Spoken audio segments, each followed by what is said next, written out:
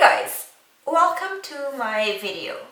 If I can say one good thing about quarantine is that it has given me time to reflect, and time to reflect especially on my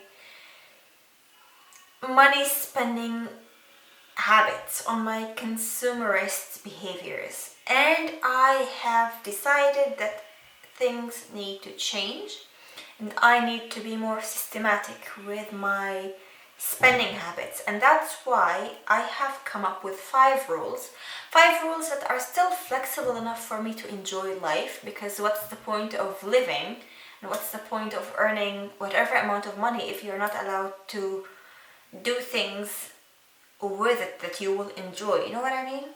So I've decided to make 5 rules that are not too strict and not too flexible to allow me to have fun in life and still do that wisely. So I am going to just tell you what they are. We're going to talk about it, and we're going to talk about why this is a rule that I've made for my own self, and what have I not been doing, why haven't I been doing it, or how have I been behaving in that aspect of me spending my money that I've worked hard for, you know what I mean?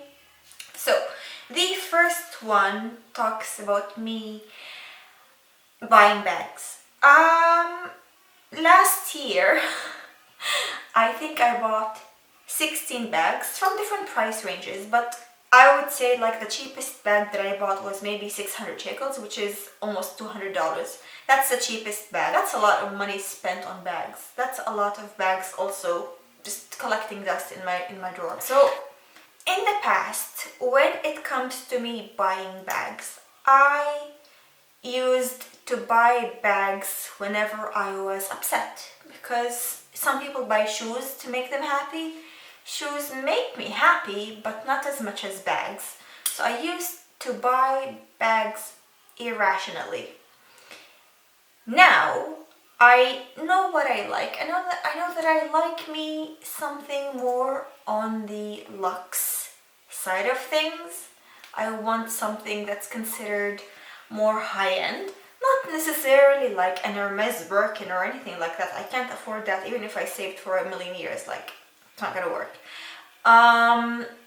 So yeah, I've come up with a system that I'm allowed to buy one somewhat designer bag and one somewhat designer accessory, regardless what it is. If it's like a pair of sunglasses, if it's a belt, if it's a scarf, if it's a shoe, no matter what, but one bag and one accessory every season, so that every season I would have something new. I like having a bit of luxury in my life, so I've given myself that. Now I don't expect them to be ridiculously expensive, because I can't be spending that kind of money on that, so something rational that will go alongside my budget for that item.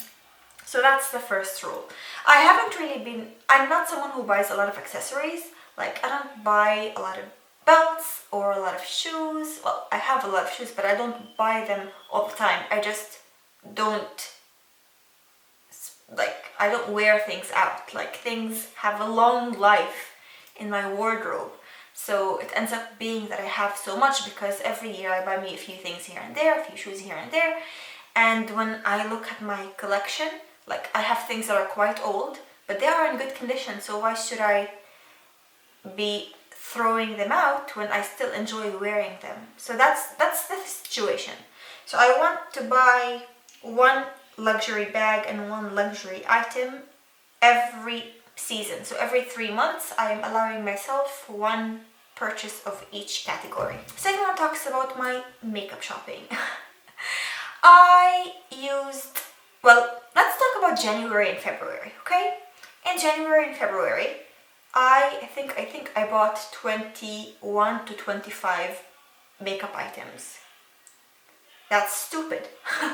I don't have any other word to say. I mean, I'm saying that about myself and I'm fully aware of that, but that is stupid. So I have decided to change it out a bit, and I am allowing myself up to 4 items from 4 items from one new brand. So I'm not allowed to go to like a store that I've already been to 1,000 times and buying the same things over and over again. I want variety in my collection and I want to enjoy that. It's going to help me enjoy my collection a little bit more.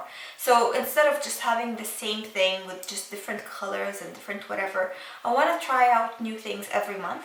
So every month I'm allowing myself maximum 4 items with a budget of $100 maximum every single month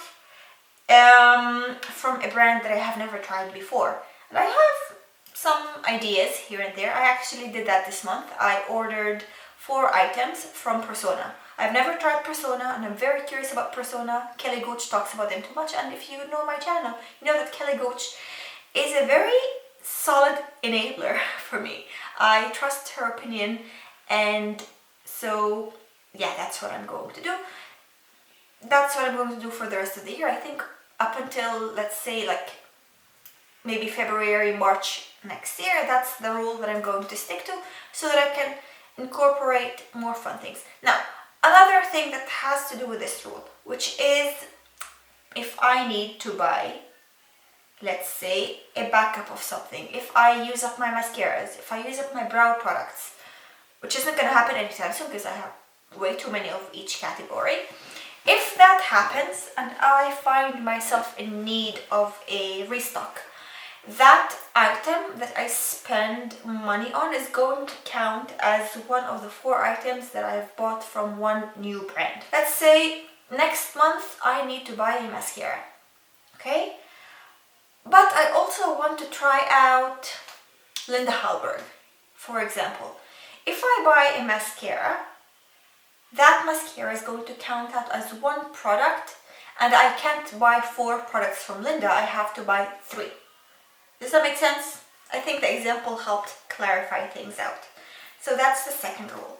The third rule talks about more like everyday purchases like clothes and shoes and all of that. I used to not keep track of how much I was spending on things, and this time I want to be more systematic since spring has started and I really haven't been buying any clothes, clearly quarantine. I want to keep a budget for the entire season of 1,500 shekels, which is about $400, which is a lot.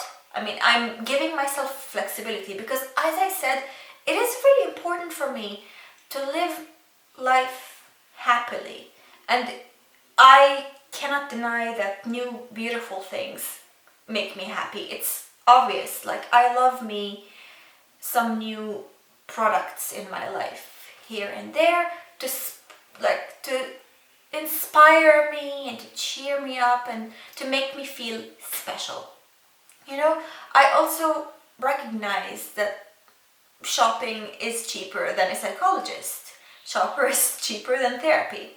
And so I want to continue shopping, but I don't want to do shopping at the rate that I was doing earlier.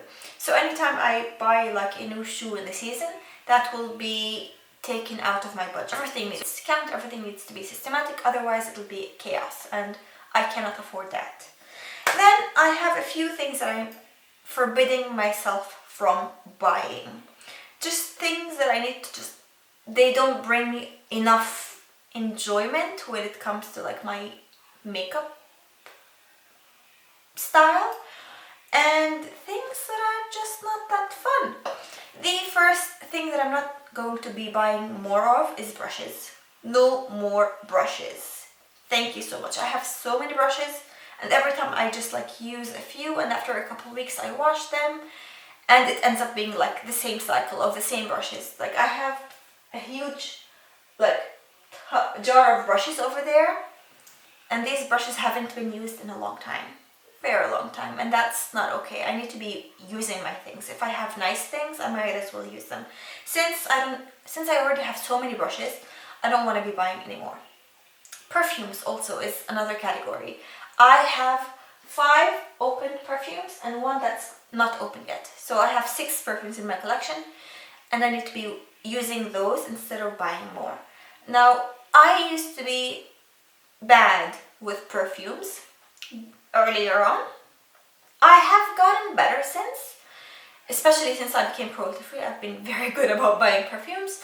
But there is a store that is cruelty-free that always appeals to me. So I should not be buying more perfumes from there, because since December I have bought 2 perfumes. And who needs two new perfumes in a matter of 3 months? That's ridiculous. So that's that. Next up, I don't need to buy doubles. So let's say I really love the So Juicy lip glosses from ColourPop. I really love them. These are my favorite glosses. I am not allowed to go buy more colors just because I like the formula. I have a brown lipstick that works. There is no need for me to be buying more brown lipsticks. Finally, we're not talking about shopping for makeup or beauty things or fashion. We're talking about eating out. I am guilty of eating out all the time, every day. And not like eating like falafel or something cheap. I would go and I would have like a nice vegan burger at this nice burger place, or some expensive sushi, because sushi is expensive, especially if you live in Israel. I am allowing myself 500 shekels, a budget, for 1 month. So that's like $100, $150 a month. That's also a lot, but I also need to realize that I am a material person living in a material world. I'm a material girl in a material world, and I like material things, material goods. And if it's eating out, then so be it. I'm going to eat out, but I'm not going to be irrational about it and eating out all the time. I need to keep a budget. After doing my math, I decided that on a quarterly basis, like every season, on a seasonally basis, I am giving myself $1,400 to spend on every category that I can think of: eating out, buying clothes, buying makeup, just anything that I decide to spend on a seasonally basis cannot be more expensive than that. So my friends, now that you've had a look into my finances, so to say, not too close because I wouldn't feel very comfortable sharing my finances online, but now that you've seen like how I'm planning on spending the money that I make, I guess that this should be enough information shared for today. I know that this is a lot, and I'm making this disclaimer like I've been saying this throughout the video. I know that this is a lot of money to spend on each and every rule, and I recognize that no one really needs any of those things. Like makeup is not a necessity.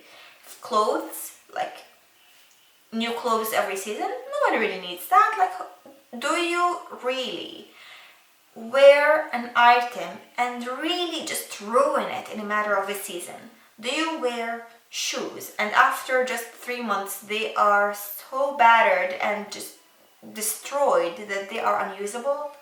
I really don't think so. I have items in my collection that I've had for years and I still like them, and that's perfectly normal. I don't need 5 black turtlenecks. We consume too much, and if we just give ourselves some boundaries, some limitations that will allow us to still enjoy our lives, our material lives, because look around you. Like, if you're going to say that this world is so deep that it's not materialistic, you're just lying to yourself. I'm sorry, but I've seen people around me who beat themselves up over going to a restaurant. They're like, it's too shallow, it's not deep enough. What is deep? How can I, by not going to a restaurant, be any deeper? How can I, by not traveling, be any more profound? I think traveling makes you deep. I think knowing how to spend your time and how to spend them with the people that are going to like give your life meaning is deep. I think going out and talking about your life to your friends and sharing experiences helps you in so many ways. I don't think that we need to think of ourselves as shallow just by enjoying a pair of shoes and a pair of sunglasses or something. But we also don't need to make that the focal point of our lives. So I do genuinely think that having fun in your life is essential. Being a bit silly and irrational now and then, drinking a bit too much when you go out once in a blue moon isn't the end of the world. Making mistakes here and there isn't the end of the world, because all you really need to be cautious of is not doing it excessively. You need to live your life happily, however that may be. I think everything done moderately is healthy. People who are in such a strict diet, like they would never eat a cookie, or they would never eat a cake, that's too much. Chill a bit and have fun. It's okay to have fun in your life as long as you can do it moderately. Moderation is key, and that I think that's what I'm gonna say. That's how I'm gonna end the video. Moderation is key. You know yourself, you know what makes you happy. Don't think too much about it, because happiness isn't that deep. And there's no such thing as happiness that lasts forever. Happiness is such a temporary thing. I mean, if I get myself a PhD in something, okay, whatever it may be, I'm going to be very happy about it, obviously. But am I going to wake up every single day with a smile on my face because I have a PhD in whatever it may be, in philosophy? No, I'm clearly not.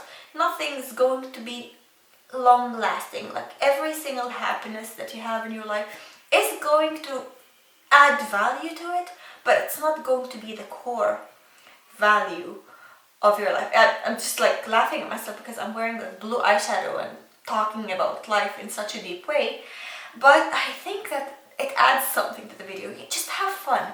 Life is for the living, and life can be taken so seriously that you're stopping yourself from enjoying it, and life can be taken so carelessly that you're wasting yourself and you're ruining good opportunities that you may have. You love luxury items, buy luxury items, but make sure that anytime you buy something luxury, you're going to give it a chance to really make you feel special. Because if you go ahead and buy 10 new bags a month, are you really enjoying them?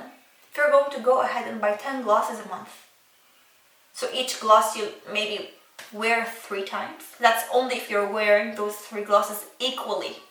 No, we all know that you can have this one gloss that's going to be your favorite and you're going to wear it more than other glosses. You know what I mean?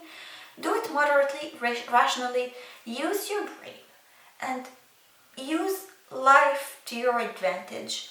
Use your finances to your advantage. You can have any budget you have and you can turn it into a burden, or you can turn it into an advantage. You don't need to be someone who's filthy rich to have a happy life. You don't need to be someone who's a billionaire to be happy, because a lot of times you have people who are millionaires, billionaires, who are leading such unhappy life because they don't necessarily cherish what they have or value it enough. Value the things you have and value the things that you can have, and treat every experience and every dime you make with respect. Make them work for you rather than you working for them. Thanks so much for watching the video, and I am sorry about the tangent that I went on. It's a long tangent, but I think it's a necessary one. It's something that we need to think of anytime we go out. And I'll see you in the next one. Subscribe, like, comment, and see you soon. Bye.